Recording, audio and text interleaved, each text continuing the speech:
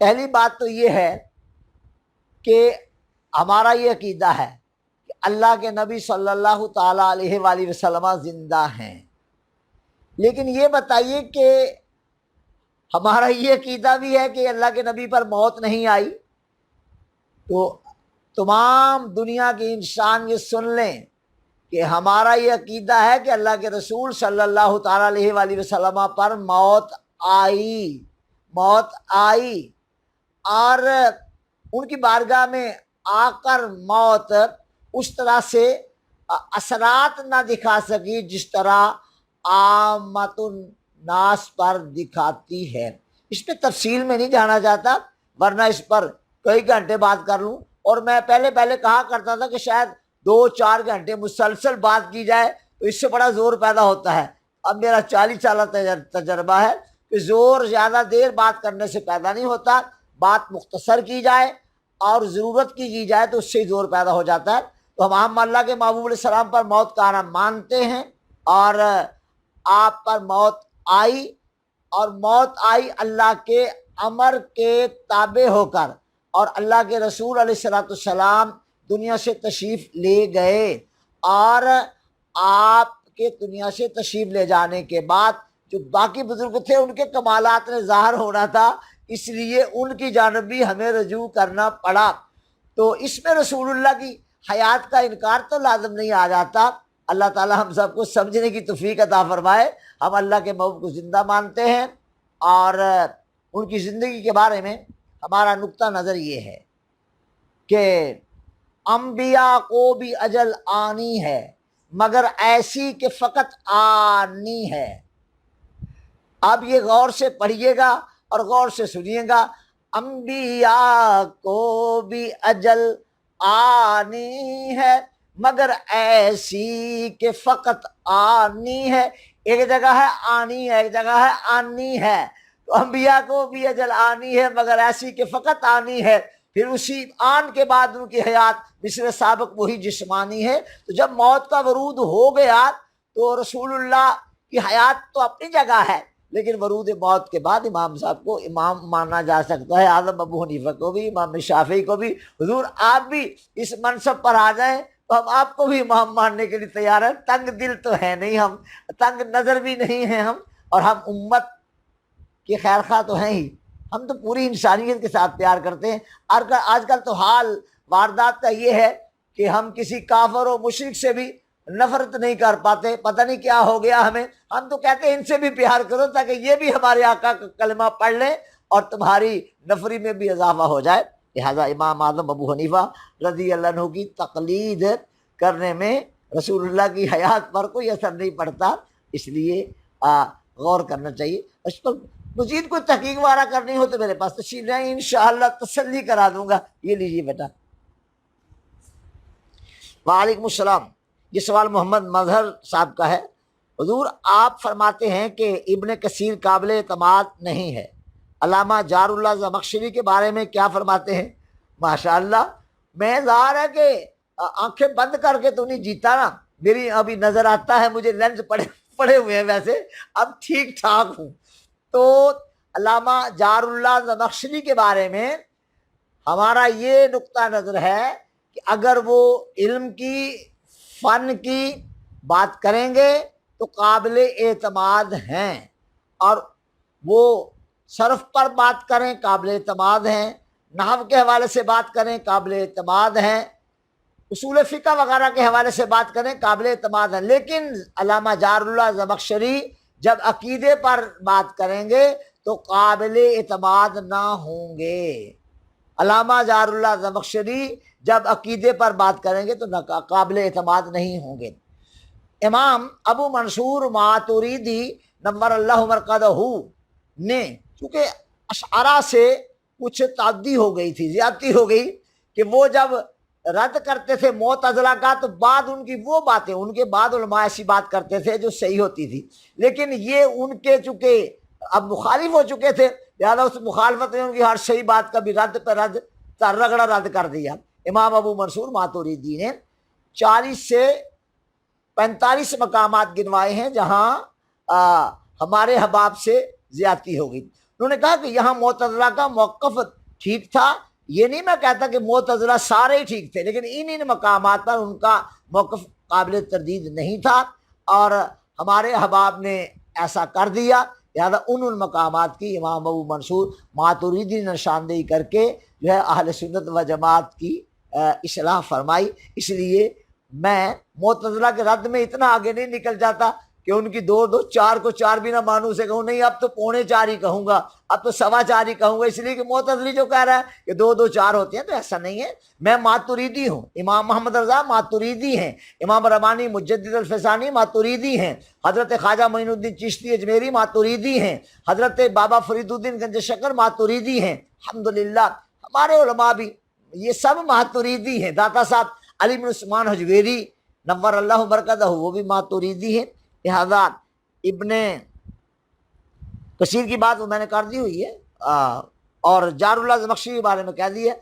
عقیدے کی بات کریں گے جار اللہ زمخشری صاحب اعتماد نہیں کریں گے، اب ایسے علم اور فن کی بارے میں بات کریں گے تو قابل اعتماد ہیں، بہت بڑا عالم تھا، لیکن عقیدے کا معاملہ تھا اس میں ظاہر ہم نہیں مانتے۔ یہ لو علامہ صاحب یہ قبول فرما لیجیے۔ جی وعلیکم السلام، یہ سوال محمد عبداللہ کا ہے۔ حضور ماہ سفر کے بارے میں شادی نہ کرنا اور بیماریاں آتی ہیں، کیا یہ سچ ہے؟ وضاحت فرما دیں۔ محمد عبداللہ صاحب، آپ کا نام بڑا پیارا ہے، ایک محمد اور پھر عبداللہ، اللہ اللہ اللہ، کیا بات ہے، کہنا ہی کیا ہے۔ اور یقین کریں اگر ہلکا ذکر ہوتا نا اب تک اللہ اللہ کی وہ سزائیں آتی کہ آپ مسرور ہو رہے ہوتے۔ محمد عبداللہ ہیں ہی محمد عبداللہ، وہی تو پہچان ہے اللہ کی، وہی تو معرفت سکھاتے ہیں اللہ کی۔ تو ماہ سفر کے حوالے سے فقیر کا الحمدللہ بڑا مطالعہ ہے، وہ جتنی روایات ماہ سفر کے بارے میں آئی ہیں جن میں بلاؤں کا نازل ہونا اور نحوست کا ذکر کیا کیا ساری وہ میری نظر میں ہے، ساری کی ساری بلائیں بلاؤں والی روایات ناقابل اعتماد ہیں۔ وہ کہے کہ اچھا آپ کا جب جی چاہتا ہے ہم ناقابل اعتماد کہہ دیتے ہیں، یہ کیا ہوا؟ کچھ بھی نہیں ہوا۔ امام ربانی سے یہ سوال آج سے 400 سال پہلے ہوا۔ امام ربانی مجدد الفسانی شیخ احمد سہرندی قدس سرہ النورانی رحمت اللہ تعالی علیہ سے آپ نے فرمایا سائل نحوست تھی ایام میں، نحوست تھی، لیکن جب رسول اللہ صلی اللہ تعالیٰ علیہ وآلہ وسلم کا میلاد نہیں ہوا تھا تو نحوست تھی، اور جب اللہ نے محبوب کو پیدا کر دیا تو رسول اللہ کی ولادت ہونے کے ساتھ ہی تمام نحوستیں جاتی رہیں۔ اب قیامت تک کوئی نحوست وغیرہ باقی نہیں رہی۔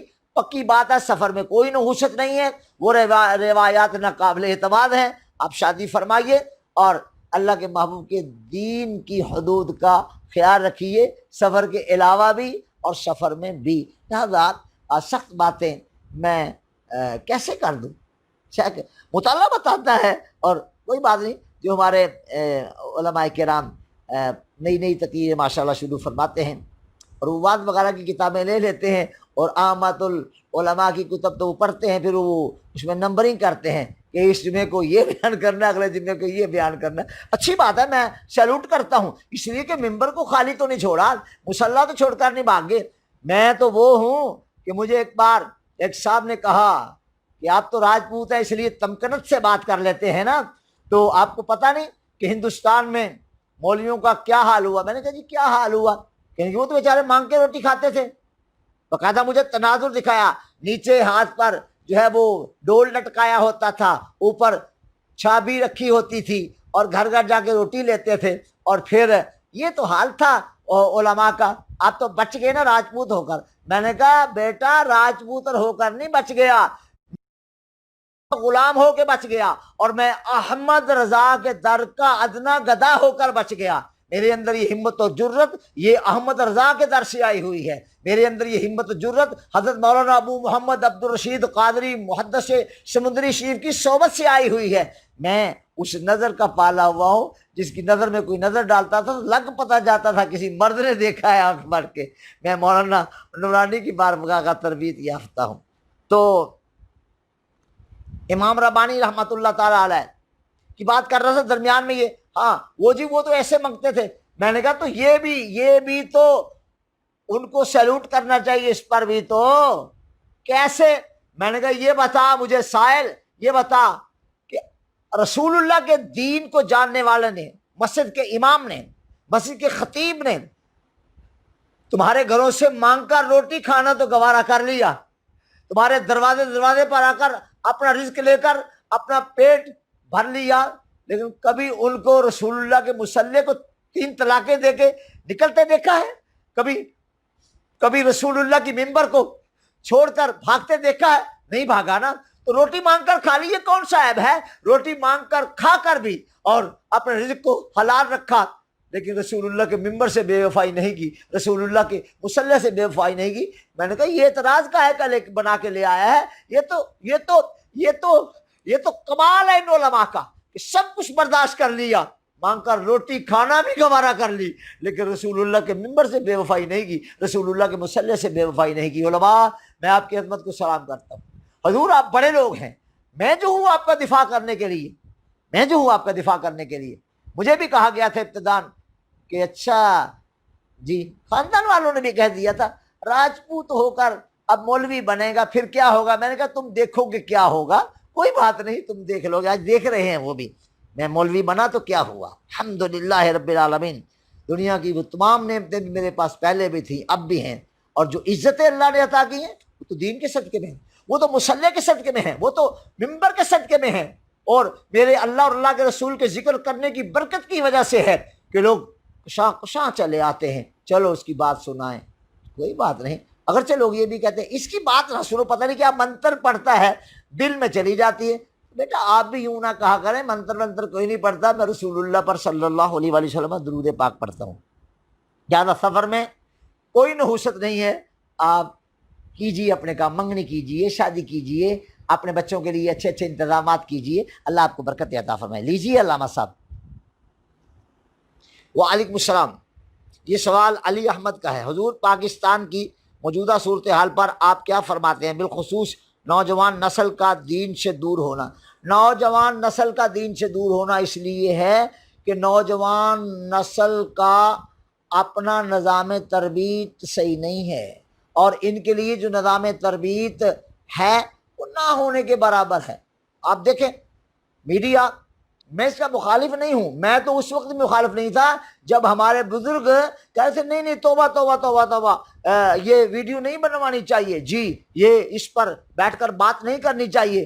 تو اس وقت بھی میں کہتا تھا کہ اگر آپ اسے لے کر اس کے ذریعے سے لوگوں کے بیڈ روم میں گھس سکتے ہیں، وہاں جا کر اللہ کے نبی کا دین پہنچا سکتے ہیں تو پہنچائیے، میں اس کو جائز سمجھتا ہوں۔ لوگوں نے مجھے بہت کچھ کہا تھا، میں نہیں کسی چیز کا بھی تذکرہ کرتا، میں کیوں پرانی باتوں کا ذکر کرنے بیٹھوں گا؟ الحمدللہ نتیجہ تو فقیری کے حق میں آیا، وہ کہنے والوں کو خود بھی بنوانی پڑی، اور پھر کہا کہ دیکھتے رہیے اس کو۔ سبحان اللہ، میں نے کیا کہنا، میں تو کچھ بھی نہیں کہتا، بڑا نکما ترین آدمی ہوں۔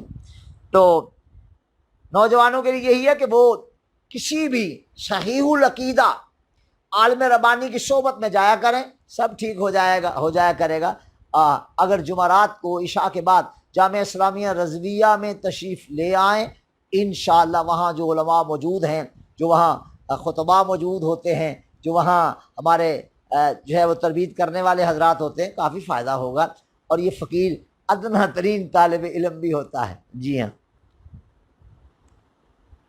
آپ کسی صاحب نگاہ کی صحبت میں جائیے، سب ٹھیک ہو جائے گا۔ ہاں، 3 چیزیں تبدیل کرتی ہیں نا انسان کو، ایک قوت تقریر، دوسرا قوت تحریر۔ قوت تقریر بھی تبدیل کرتی ہے اور قوت تحریر بھی، لیکن یہ ذرا دیر سے تبدیل جاتی ہیں۔ اور ایک تیسری قوت بھی ہے، وہ ہے قوت نظر، اور یہ ادھر پڑی ادھر काया पलट देती है। नजर की जौलानियां ना पूछो, नजर भी क्या अजब शय है, उठे तो बिजली पनाह मांगे, गिरे तो खाना खराब कर दे। बस एक बार हजरत मौलाना अख्तर रजा खान साहब रहमतुल्लाह अलैह, मुफ्ती आजम हिंद, पाकिस्तान आए हुए थे, यहाँ लाहौर टाउन हॉल में आपका खिताब था। आप फरमा रहे थे कि लोग कहते हैं कि नजर कुछ नहीं होती, तुम बताओ मुझे कि तुम्हारे सरदार अहमद को शाह हामिद रजा की नजर ही तो लग गई थी, नजर ही तो लग गई थी। ये नजर का कमाल है। नजर तकदीर को चुटकी में बदलती है, बस इधर पड़ी उधर तकदीर बदल दी। लिहाजा नौजवानों की तरबियत के लिए और उनको बेराह रवी से रोकने के लिए किसी मर्द साले की सोबत में ले जाना ये बहुत ज़रूरी है। लिहाजा इसका एहतमाम फरमाइए। अल्लाह को जज़ाए खैर अता फरमाए। अली अहमद साहब लीजिए। वालेकुम सलाम। ये सवाल काशिफ इकबाल साहब का है। हजूर गौसे पाक रहमतुल्लाह अलैह के बारे में सुना है कि उन्होंने 12 साल पुराना बेड़ा निकाल दिया, लेकिन जब हज़रत उमर फ़ारूक रज़ी अल्लाह ताला ने जंग के लिए बेड़ा बनाने का इरादा किया तो उन्होंने इनकार कर दिया था कि मैं सहाबा की जान ख़तरा में नहीं डाल सकता। जब उन्हें बताया गया कि अगर कश्ती डूब गई तो कोई सहाबी नहीं बचेगा। बात यह है कि आम एनएम इन हिस्ट्री मैंने तरीक़ा एम ए किया हुआ है, ये सारी रिवायात मेरी नज़र में हैं। देखिए, एक है हाकिम वक्त का कोई हुक्म जारी करना, एक है मैदान रूहानियत में किसी खर्क आदत का रूनुमा हो जाना। खर्क आदत का रूनुमा होना ये और चीज़ है, इसका इनकार नहीं किया जा सकता, और कानून का इजरा ये और चीज़ है। दोनों का आपस में टकराव नहीं होता।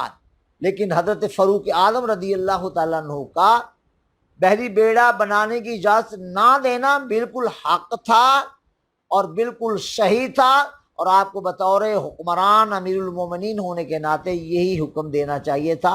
इस पर मैं बात कर सकता हूँ, सही है बिल्कुल। रहा गौसे आज़म का बेड़ा तार देना वो खर्क की आदत है, तो खर्क की आदत को हर जगह बीच में नहीं ले आना चाहिए, उसे अलग रहने दें। आप कानून और रसूल की बात करें। लीजिए अल्लामा साहब। वालेकुम सलाम। हुजूर दौरान नमाज हाथ ज़ेर नाफ बांधने चाहिए या नाफ के ऊपर? मोहम्मद उस्मान का ये सवाल है। मोहम्मद उस्मान साहब, आप जहाँ तक नमाज में हाथों को बांधने का ताल्लुक है उसमें आप ये याद रख लीजिए, बड़ा मुताला है, मैंने तिरमिज़ी की शरह लिखी हुई है, उसमें ये सारी चीज़ें ज़ेर बहस आईं और बड़े बड़े उजूबे मेरे मुताले में आए थे, सब मुझे याद हैं। अब मैं इस पर बयान नहीं करना शुरू कर दूंगा, इसलिए मेरा तजर्बा है कि इस तरह नहीं। आप नमाज में हाथों को यहाँ बांध लें, अगरचे ये मेरा तरीक नहीं है, और हाथों को आप यहाँ बांध लें और हाथों को आप ज़ेरे नाफ बांध लें, या हाथों को आप छोड़ दें।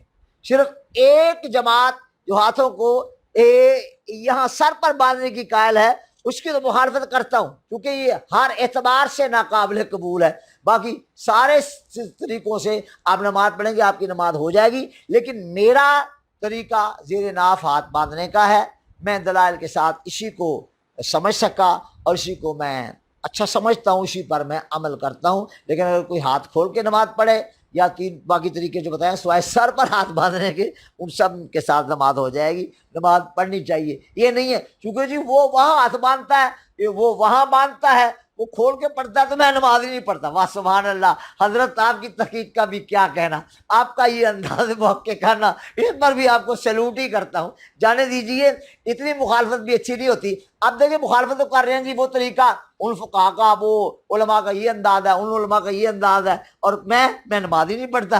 वो खुदा के बंदे तू पढ़ ले, जैसे पढ़नी है पढ़ तो ले, पढ़ तो ले। ए अब्बा जी नमाज पढ़ तो लो ना, छोड़ो नमाज। उस्मान नमाज पढ़ा करो, छोड़ो नहीं। ये लो अल्लामा सब लीजिए। वालेकुम सलाम। ये सवाल अनायत अहमद का है। हुजूर मेरा सर अक्सर बहुत भारी रहता है, कोई वजीफ़ा बता दें। लीजिए जनाब, बिस्मिल्लाह कीजिए। आप अपने सर पर किसी आलिम बाअमल से یہ ذرا پکڑ لیجئے، مجھے پھر پکڑا دیجئے گا، کوئی بات نہیں، دیکھ لے قوم بھی۔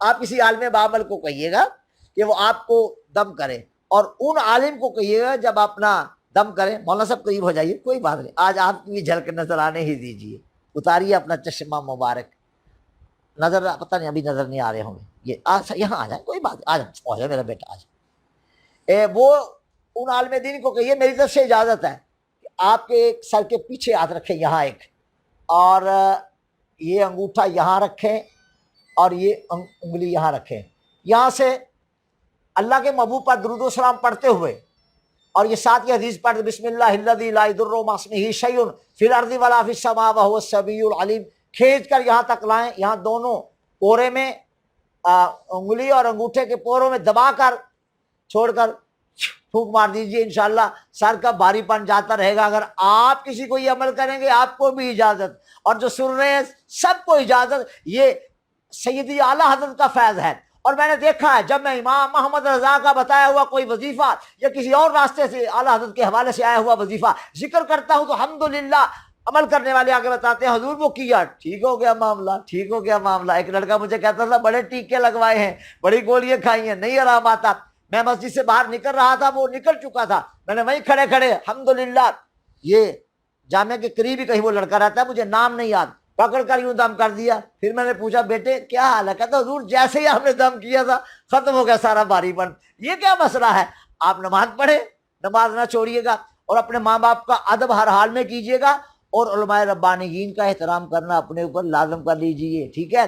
علماء کا آپس میں اختلاف ہو تو آپ نہ درمیان میں کودا کریں کہ میں بھی آ جاتا ہوں، میں بھی جو ہے وہ کچھ کر لوں۔ آپ کا وقت بھی آئے گا کرنے کا، کوئی بات نہیں، تھوڑی دیر ٹھہر جائیں، ابھی 10 15 20 سال ٹھہر جائیں، پھر آپ کیجئے گا کام، انشاءاللہ آپ کو بھی داد تحسین دیں گے۔ اگر میں ہوا نا تو میں آپ کو داد تحسین ضرور دوں گا، کوئی اور دے نہ دے۔ اور میں تنگ نظر نہیں، تنگ دل نہیں ہوں، میں تو ان بچوں کو یقین کریں، ان کو میں کہتا ہوں حضرت علامہ، کئی لوگ کہتے ہیں آپ اس کو علامہ کہتے ہیں، میں نے کہا جناب میں کہتا ہوں نا، اگر میں نہیں علامہ کہوں گا تو اور امیر حمزہ کو کون علامہ کہے گا؟ کتابیں تو اس نے ساری پڑھ لی ہیں، اور ابھی رزلٹ آیا ہے ان لوگوں کا، شہادت العالمیہ کا آیا ہے نا، شہادت العالمیہ کا رزلٹ آیا، الحمدللہ زبردست نمبر لیے ہیں۔ اور وہ ہمارے مولانا محمد عمر صاحب جو مدرس بھی ہیں، پڑھا بھی رہے ہیں درس نظامی کی کتابیں، انہوں نے فیس بک پہ کارڈ لگایا، میں نے ان کو مبارک دی، اور ان کے لیے میں نے ممبر پر کلمات خیر کہے، میں نہیں کہوں گا تو کون کہے گا؟ مولانا سردار احمد رحمۃ اللہ علیہ کے پاس کچھ طالب علم آیا پڑھنے کے لیے، 2 4 دن ہوئے تھے، آپ اس کا نام لے کے کہہ رہے ہیں حضرت مولانا تشریف لائیے، میں آپ سے بات کرنا چاہتا ہوں۔ بڑے جو علماء تھے آخری سال کے جو فارغ ہو گئے تھے، انہوں نے کہا اب جمعہ 8 دن سے ہوئے نہیں آئے ہوئے، اور حضرت اس کو کہہ رہے ہیں حضرت مولانا۔ میں ارے بیٹا اگر میں مولانا نہیں کہوں گا تو اسے کون مولانا کہے گا؟ حضرت بزرگوں کا طریقہ رہا ہے، اور میرے محدث اعظم کا یہ طریقہ رہا ہے کہ اس انداز سے حوصلہ افزائی فرماتے تھے، کمال کر دیتے تھے۔ میں اب شروع ہو جاؤں تو بڑا لمبا ہو جائے گا۔ منا ڈاکو وہ آپ کے پاس آیا کرتا تھا، سناؤں گا کبھی منا ڈاکو کا قصہ، کبھی سناؤں گا۔ پھر وہ حضرت مولانا علامہ غلام محمد بن گئے تھے، وہ خود ممبر پر بیٹھ کر کہا کرتے تھے لوگوں کو خطبہ میں نے پڑھ لیا تمہیں اچھا لگا، میں نے بات کرنی ہے اچھی لگے گی، لیکن یاد رکھ لو ہوں میں وہی جسے لوگ منا ڈاکو کہتے تھے۔ یہ میں منا ڈاکو سے علامہ صاحب کیسے بن گیا؟ کہتے ہیں یہ سردار احمد نے بنایا ہے، یہ سردار احمد نے بنایا ہے۔ مرحبا، سردار احمد کی عظمت کو سلام، سردار احمد زندہ باد، سردار احمد کے شاگرد زندہ باد، سردار احمد کے شاگردوں کے شاگرد زندہ باد، سردار احمد کے خلفاء زندہ باد، سردار احمد کے خلفاء کے خلفاء کے خلفاء زندہ باد، سردار احمد کو چاہنے والے زندہ باد۔ یہ ہوں میں۔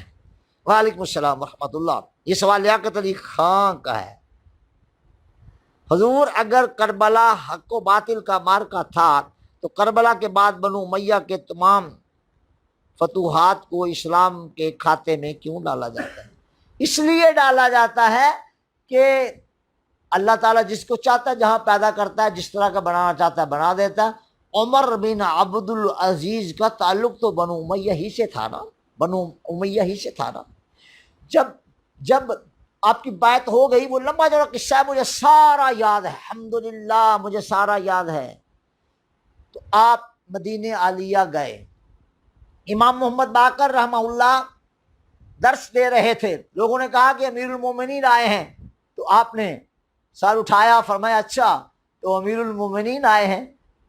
قریب جا کے دونوں ہاتھ باندھ کر کھڑے ہو گئے. عرض کیا حضور اہل بیت اطہار کا غلام آیا ہے, سیدہ طیبہ طاہرہ فاطمہ زہرا کی اولاد کا غلام آیا ہے. تو ظاہر ہے کہ عمر بن عبدالعزیز رضی اللہ عنہ نے کردار ادا کیا ہے, لہذا ان کے زمان میں فتوحات بھی ہوئیں اور دیگر جو اچھے لوگ تھے بنو امیہ کے, ان کے دور میں اچھے کام ہوئے. اور ظاہر ہے کہ انہوں نے تبرہ بند کیا, پوری سلطنت میں کہا آج کے بعد کوئی اہل بیت پر تبرہ نہیں کرے گا, اگر مجھے پتہ چل گیا کہ فلاں جگہ کسی نے کوئی تبرہ کیا ہے پھر میں معاف نہیں کروں گا. تبرہ بند کیا. لہذا عمر بن عبدالعزیز اور انہی جیسے اور حکمران, ان کی عظمت کو سلام. تو سائل آپ کو تھوڑا سا ہاں انہیں میں سے اچھے لوگ نکلے ہیں, یہ لیجیے. وعلیکم السلام. یہ سوال وحید الرحمان کا ہے. حضور بچوں کو قرآن پڑھانا اور ماہانہ فیس لیتے ہیں, اس کی شرعی حیثیت. بچوں کو قرآن پڑھانے پر فیس لینا شرعاً منع نہیں ہے. اس کا معنی یہ نہیں ہے کہ یہ قرآن بیچ رہے ہیں.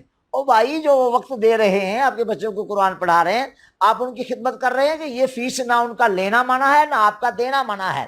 ظاہر بات ہے میں لمبی بات نہیں کر رہا, ورنہ سارے جزیات بھی میرے سامنے ہیں. قطرے میں دجلہ دکھائی نہ دیا, جز میں کل, کھیل لڑکوں کا ہوا. اب آگے کیا ہے؟ کھیل لڑکوں کا ہوا, دیدہ بینا نہ ہوا. تو آپ اس پر کوئی, اگر کوئی حافظ صاحب قاری صاحب بچوں کو قرآن پڑھاتے ہیں, آپ ان کی خدمت کرتے ہیں. کیا خدمت کرتے ہوں گے؟ میں نے ایک حافظ صاحب سے پوچھا تھا, میں نے کہا آج کل آپ کم نظر آتے ہیں جامعہ میں. جو حضور میں پڑھاتا ہوں. میں نے کہا ماشاء اللہ کیا پڑھاتے ہیں؟ بچوں کو پڑھاتا ہوں. تو میں نے کہا اچھا. پھر کچھ دنوں کے بعد آئے 500 کا نوٹ نکال کر, تو میرے ہاتھ پہ رکھا. میں نے کہا جی کہاں سے آیا؟ کہنے کہ آج مجھے ملا تھا وظیفہ. میں نے کہا کیا وظیفہ دیتے ہیں آپ کو؟ میں حضور فلاں کے گھر جاتا ہوں پڑھانے کے لیے. مجھے پتہ ہے ان کا بھی جہاں پڑھانا چاہتے. انہوں نے 6000 روپے پیش کیے, میں لے لیے 500 آپ کا. میں نے کہا آپ چونکہ مجھے آپ نذرانہ دے رہے ہیں اور نذرانہ رد کرنا یہ خلاف سنت ہے, میں نے قبول کر لیے, جیب میں ڈال دیے. اور انہیں میں نے کہا کہ آپ دل میں یہ بات نہ رکھیے گا کہ میں جاؤں گا تو مجھے پیسے ملیں گے, تھوڑے اور زیادہ ملنے چاہیے. اللہ کی رضا کے لیے جائیے, اور وہ جو فی دیتے ہیں وہ اللہ کی رضا کے لیے دیں.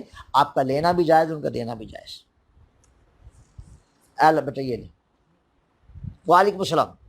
حضور تقلید کیوں ضروری ہے؟ کیا بغیر تقلید کے زندگی نہیں گزرتی؟ ماشاء اللہ فیاض احمد, بغیر تقلید کے بھی زندگی گزر جاتی ہے, لیکن تقلید کا فائدہ ہے.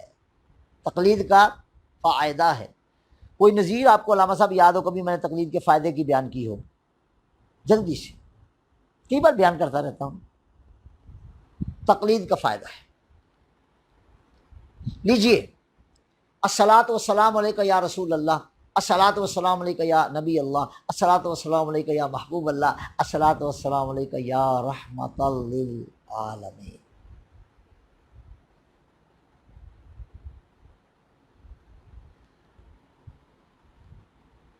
انشاءاللہ ابھی کوئی نہ کوئی دلیل اس پہ آ جاتی ہے, کبھی ایسا ہو جاتا ہے جو ہوا میرے ساتھ, تو اس پر گھبرانا نہیں چاہیے, آ جاتی ہے انشاءاللہ. تقلید کیوں ضروری, یہاں رکھ دیں, یہ یہاں رکھ دیں, کوئی بات نہیں, تاکہ وہ درمیان میں انقطاع نہ واقع ہو. وعلیکم السلام. یہ سوال رانا احمد صاحب کا ہے. حضور بازاروں میں جو تصاویر ملتی ہیں, مثلا داتا صاحب کی, حضور غوث پاک کی, کیا یہ صحیح ہے؟ یہ جو ہے نا داتا صاحب کی تصویر بازار میں, اس کے لیے تو میں قسم تک اٹھا سکتا ہوں کہ یہ داتا صاحب کی نہیں ہے. اور جو تصویر غوث اعظم کی کئی جگہ پہ دیکھنے میں آتی ہے, اس کے لیے بھی قسم اٹھا سکتا ہوں کہ وہ غوث پاک کی تصویر نہیں ہے. اب آپ سمجھ تو گئی ہوں, اب آپ سمجھ تو گئی ہوں گے. یہ لیجیے.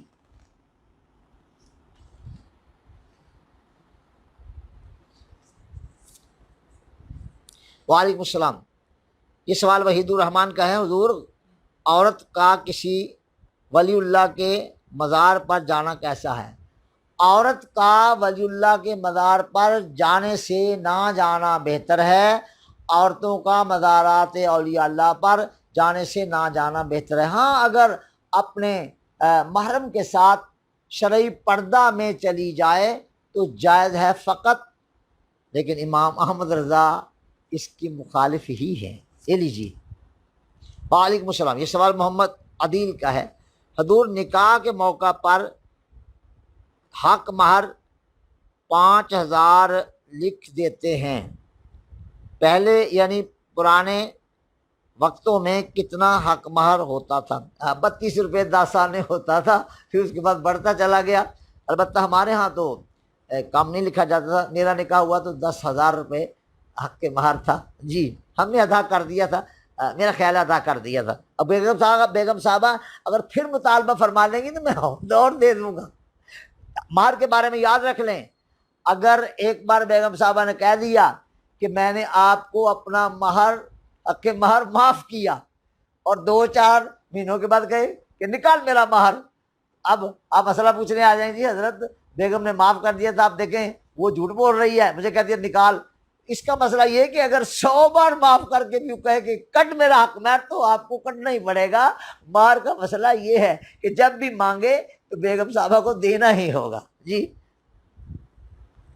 یہ لیجیے، مہر مقرر نہیں ہے، مہر لڑکے کی بساط پر ہے۔ وعلیکم السلام۔ وحید الرحمان کا یہ بھی سوال ہے، حضور سچ بولنا اور ایمانداری سے کاروبار کرنا، اس کی کچھ رہنمائی فرما دیں۔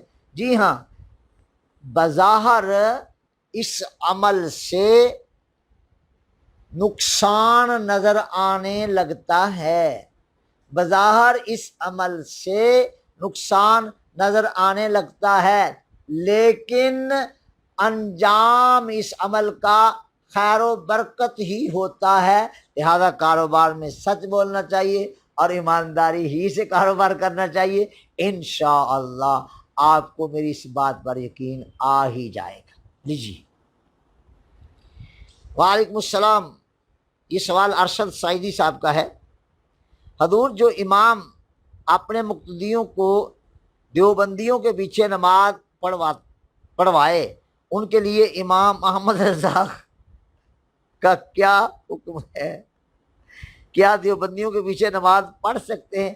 جواب یہ کہ یہ کیا ہوا دیوبندی یا بریلوی یا اہل حدیث یا فلاں اور فلاں، جو نبی کریم علیہ السلام کے کمالات کا قائل ہے اور اسی اعتبار سے جس طرح ان کو ماننا چاہیے مانتا ہے، وہ امام بننے کے لائق ہے۔ لیکن اگر وہ اپنے آپ کو بریلوی کہتا ہے لیکن رسول اللہ کے کمالات کو اس طرح نہیں مانتا جس طرح ماننا چاہیے، وہ کوئی بھی ہے، دیوبندی ہے، اہل حدیث ہے، بریلوی ہے، یا کوئی بھی ہے، وہ تو اس کو امام میں تو نہیں بناتا۔ میں نے تو کئی بار کہا ہے کہ اللہ نہ کرے اگر میرے حقیقی والد گرامی ان کا عقیدہ درست نہ ہوتا اور مجھے کہا پیچھے نماز پڑھ لو، تو میں اپنے ابے کو بھی امام نہ بناتا۔ اس سے بڑھ کر اور میں کیا کہوں؟ نماز اس کے پیچھے جس کا عقیدہ صحیح ہے، چونکہ جس کے پیچھے اللہ کو کیا کہ سر سجدے میں رکھنا ہے، کم از کم ایسا تو ہونا چاہیے کہ اس کا عقیدہ صحیح ہو۔ عمل کی خرابی جو ہے وہ قابل معافی ہے، لیکن عقیدے کی خرابی قابل معافی نہیں ہے۔ It is the fact. لو جی حضرت۔ وعلیکم السلام۔ یہ سوال محمد جواد عطاری کا ہے۔ حضور اگر مخارج درست نہ ہوں تو قرآن اور نماز پڑھنا کیسا ہے؟ مخارج درست کرنے چاہیے کہ کون سی مصیبت ہے مخارج درست کرنے نہیں آتے؟ مخارج کسی قاری صاحب سے درست کروانے چاہیے، اور کوئی 1-2 کتابیں جو ہیں وہ فن قرات کی پڑھ لینی چاہیے، انشاءاللہ تعالی مخارج درست ہو جائیں گے۔ لیکن یاد رہے غیر عربی کتنے بھی مخارج درست کر کے نکال لے، پھر بھی اس کو عربی جیسے مخارج نکالنے پر قدرت نہ ہوگی۔ عربی کا جو عربی ہے اس کا مخارج کا درست نکالنا یہ ضروری ہے، اور جو غیر عربی ہے اس کے مخارج میں اگر کہیں آپ کو غلطی بھی نظر آتی ہے تو اس کے پیچھے نماز ہو جائے گی۔ اس کی کئی مثالیں میری نظر میں ہیں۔ امام احمد رضا رحمہ اللہ کے ہاں سے بھی میں نے کتاب چھاپی تھی ایک بار امام احمد رضا کی، دعات کا صحیح مخرج، تو میرے ہاں ابھی بھی ہے، اس کا کوئی نسخہ منگوا کے پڑھ لیجئے، انشاءاللہ فائدہ ہوگا۔ جی جی جی۔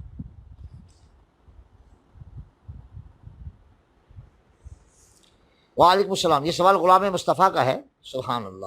حضور کیا درس نظامی کے ساتھ دنیاوی تعلیم ضروری ہے؟ جی جناب، درس نظامی اگر صحیح طریقے سے پڑھ لیا جائے تو درس نظامی خود بہت بڑا علمی خزانہ ہے۔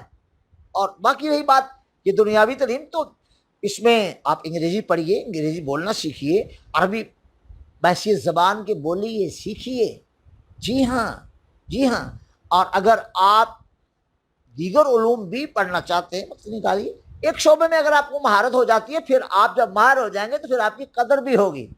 مثلاً اگر ہمارے طلباء جو ہیں ان کو میں نے منع کیا ہوا ہے کہ ہر طرف نہ ٹانگ اڑاؤ، اس میں مہارت نہیں ہوتی، آپ ایک میدان میں مہارت حاصل کریں، جب آپ ماہر ہوں گے تو آپ کی قدر کی جائے گی۔ الحمدللہ رب العالمین، جب آپ ماہر ہوں گے پھر آپ کی قدر کی جائے گی۔ لہذا درس نظامی جب آپ پڑھ رہے ہیں تو اس کو انہماک کے ساتھ پڑھیے، اور یاد رہے کہ جو پڑھتے ہیں اس کو اپلائی کرنا سیکھیے۔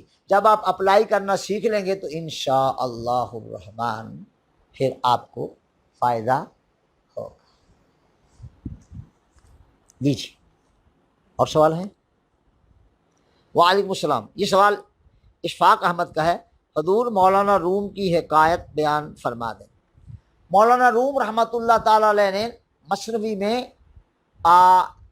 6 جلدیں ایسی مرتب فرمائی جن کے لیے خود فرمایا یار وہ سامنے مثنوی پڑھی ہے ذرا پکڑنا، وہ سامنے پڑھی ہوئی ہے، وہ نکال کے ذرا لیا۔ 6 جلدیں ایسی ہیں جن کی ایک آواز ہے، اور وہ یہ ہے کہ غوطہ بحر فنا است۔ بحر فنا میں اگر فنا کے سمندر میں آپ غوطہ لگائیں گے پھر آپ کو کوئی کمال حاصل ہوگا۔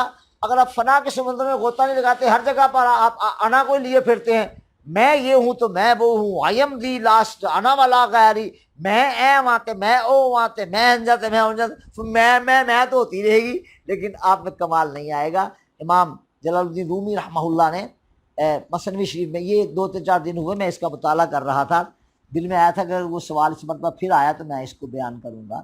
جی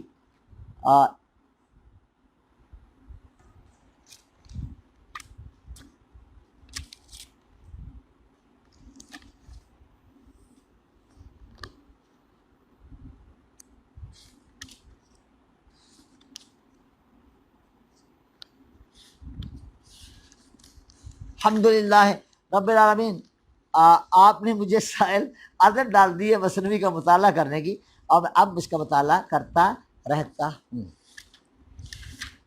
حضرت نے اس کے آغاز پر فرمایا کہ مثنوی در 6 مجلد یک نواست، حاصل آن غوطہ در بحر فنا است۔ آگے جا کے آپ مختلف زاویوں سے بات کرتے ہیں، فرماتے ہیں کہ جب تک آپ فنا کے سمندر میں غوطہ نہیں لگاتے تو بقا کہاں سے ملے گی۔ اور امام ربانی رحمۃ اللہ علیہ نے اور تقریباً 250 مشائخ کو میں نے پڑھا، مالی الہمم سے لے کر صائف السلوک تک، یہ کتب کا مشائخ یعنی کتب کی مشائخ کی کتب کا مطالعہ کیا، سب یہی فرماتے ہیں کہ اگر آپ فنا ہونے کو اپنا نصب العین بنا لیتے ہیں پھر یہ آپ کے لیے فائدہ مند ہے۔ وہ کہتے ہیں، بعض لوگ کہتے ہیں، علماء بزرگ فرماتے ہیں کہ لوگ نا بقا کو بقا میں تلاش کرتے ہیں، حالانکہ بقا خود فنا کے اندر چھپی ہوئی ہے۔ اگر آپ فنا کے سمندر میں غوطہ در ہو جاتے ہیں تو آپ باقی ہو گئے۔ اگر آپ نے اپنے آپ کو باقی رکھا ہے، میں ان جاتے میں ان جاتے میں یہ ہوں تو میں وہ، تو پھر پتر ایسے چی لگے رہے وہ ساری زندگی اور کچھ نہیں ہوتا۔ اب ظاہر میں ہلکا ذکر میں تو نہیں ہوں نا، ورنہ آپ اگر وہاں ہوتے تو نظارہ آپ کو آتا، فقیر آنکھ بھر کے دیکھتا، پھر آپ دیکھتے کہ کیا ہوتا ہے۔ فنا کے سمندر میں غوطہ لگا لیجئے، انشاءاللہ سب ٹھیک ہو جائے گا۔ اس میں آپ نے بڑی پھر مثالیں دی ہیں آگے، ان کا تذکرہ پھر کبھی دوسرے مقام پہ کروں گا انشاءاللہ۔ آپ یہ یاد رکھیے گا کہ اب ان جلدوں میں سے کبھی کبھی بات کر دیا کروں گا، اور اس کی ایک ہی آواز ہے کہ فنا کے سمندر میں کہاں کہاں ہم غوطے لگاتے رہتے ہیں، اور غوطے کھا کے غوطے ہمیں آتے رہتے ہیں اور ہوتا کچھ بھی نہیں ہے۔ جی یہ سنبھال کے وہیں رکھ دیجیے، کبھی کبھی یہ تنہائی میں میرے زیر مطالعہ رہتی ہے۔ وعلیکم السلام۔ یہ سوال لیاقت علی خان کا ہے، حضور قرآن کے مطابق انبیاء کا مقصد انسانوں کی ہدایت ہے، اس اصول کے مطابق حضرت آدم نبی نہیں ہو سکتے کیونکہ وہ سب سے پہلے انسان ہیں، اپنے انہیں کس کے لیے نذیر اور بشیر بنا کر بھیجا گیا؟ ہوگا۔ ویسے بھی قرآن میں آدم کے لیے نبی کا لفظ استعمال نہیں ہوا، اس کی وضاحت فرما دیں۔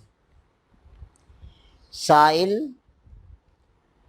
یاد رکھ لیں کہ زمین پر سب سے پہلی مخلوق جو تھی وہ بدروحیں تھیں، اور انہوں نے یہاں پر آ کر نا وہ گند مچایا کہ جس کی حد نہیں، بیان نہیں کرنا چاہتا۔ بہرحال ان کو مار مار کے جنوں کو بھیجا، جنوں نے آگے ان کو مارا، مار مار کے دمبے بنا دیا۔ بہرحال کچھ بھاگ گئے، کچھ کو سمندروں میں پھینک دیا، وہ دفع ہوئے۔ اس کے بعد جن آگے تو جو کام وہ کرتے تھے نا، جنہوں نے آہستہ آہستہ وہ خود شروع کر دیے۔ پھر اللہ تعالیٰ نے ان کا علاج کرنے کے لیے جو ہے وہ فرشتوں کو بھیجا، انہوں نے ان کو بھی سیدھا کیا۔ اور تیسرے نمبر کی مخلوق ہے یہ انسان، اور انسان سے پہلے بھی مخلوقات تھیں۔ تو نبی آتا ہے انسانوں کی اصلاح کے لیے۔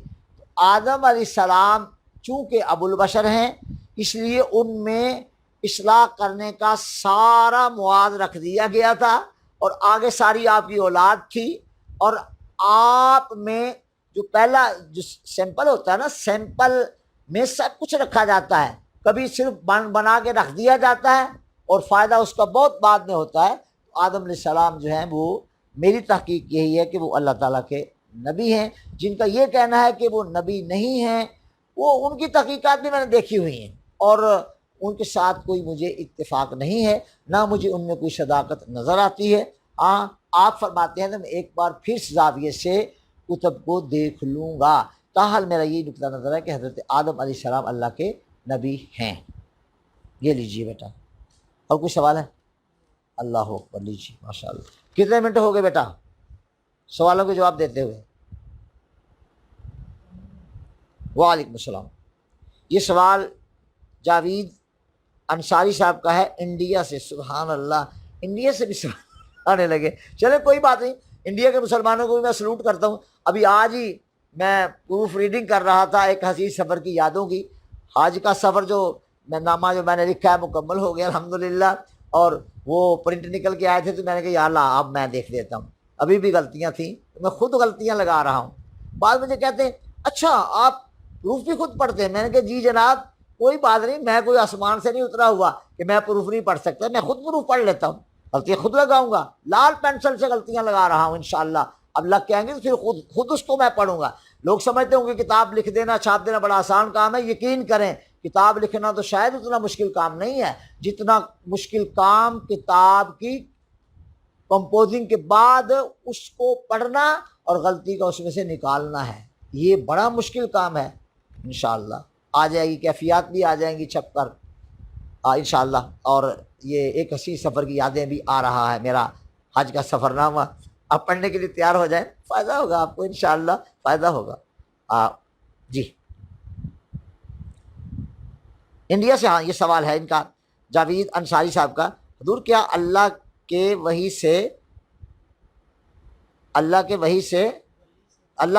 سے دعا مانگی جا سکتی ہے؟ رہنمائی، اللہ کے ولی سے دعا مانگنے کا کیا مطلب ہے؟ اللہ کے ولی کی یہ سوال تو یہ ہونا چاہیے، کیا اللہ کے ولی کے قرب میں جا کر دعا مانگی جا سکتی ہے؟ بالکل مانگی جا سکتی ہے۔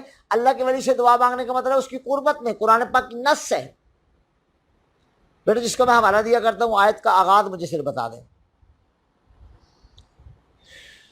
کلما دخل علیہا زکریا المحراب وجد عندہا رزقا قال یا مریم انا لک ھذا قالت هو من عند اللہ ان اللہ یرزق من یشاء بغیر حساب۔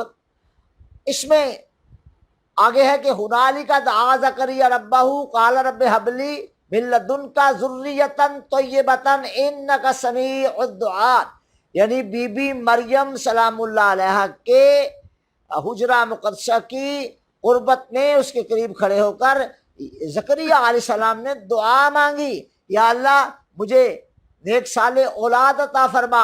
اللہ تعالیٰ نے وہیں پر آپ کو بشارت دے دی کہ اے زکریا ہم تجھے بیٹا دیں گے، اس کا نام بھی رکھ دیا ہے یحییٰ ہوگا۔ لہذا اللہ کے ولی کی قربت میں ان کے مزار پر یا ویسے زندہ ولی ہیں تو ان کی بارگاہ میں جا کر اللہ سے دعا کی جا سکتی ہے، اور ان کی قربت کی وجہ سے اللہ تعالیٰ دعا کو سن لیتا ہے۔ ھذا ما عندی والعلم عند اللہ۔